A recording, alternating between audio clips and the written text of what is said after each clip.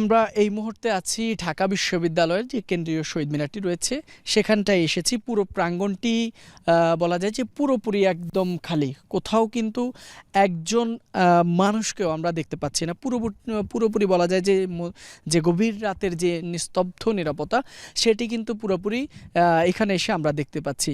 যে জমায়েতের কথা বলা হচ্ছে বিভিন্ন ফেসবুকে, কিন্তু সেরকম কোনো কিছুই আমরা দেখছি না। আপনারা দেখতেই পাচ্ছেন স্পষ্ট, কোথাও কিন্তু কোনো মানুষ নেই। দর্শক, এখন প্রায় রাত ৩টা বাজে। আমরা এই মুহূর্তে আছি ঢাকা বিশ্ববিদ্যালয়ের টিএসসির যে রাজু ভাস্কর্যটি রয়েছে, আমরা ঠিক এটির সামনে রয়েছি। কিছুক্ষণ আগেই আমরা ঢাকা বিশ্ববিদ্যালয়ের শহীদ মিনার এলাকাটি ঘুরে এসেছি এবং সেখানেও আমরা দেখেছি তেমন লোক সমাগম নেই বললেই চলে একেবারে। যেটি মধ্যরাত, এই সময়ে আমরা দেখেছি পুরো ঢাকা বিশ্ববিদ্যালয় সহ শাহবাগ এবং নীলক্ষেত সহ যেই জায়গাগুলো আছে গুরুত্বপূর্ণ, সেই জায়গায় পুরোপুরি শুনশান নীরবতা। বলা যায় যে একেবারে জনশূন্য, পুরো এলাকাটি জনশূন্য হয়ে আছে। যদিও আপনারা জানেন যে বৈষম্য বিরোধী ছাত্র আন্দোলনের ব্যানারে গতকাল যে সমাবেশটি হয়েছিল সেটির কারণে বলা যায় যে পুরো এলাকাটি কানায় কানায় মানুষে পূর্ণ ছিল।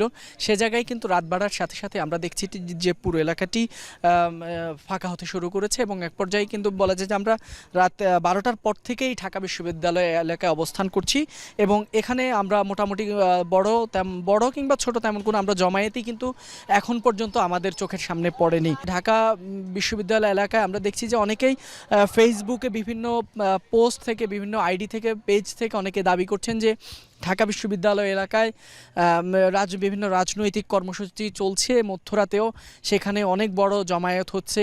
অনেকেই অনেকভাবে আসলে তারা বলছেন। তবে আমরা এসে এখন পর্যন্ত তেমন কোনো দলেরই রাজনৈতিক কোনো কর্মকাণ্ড এখন পর্যন্ত দেখিনি বলা যায়। যে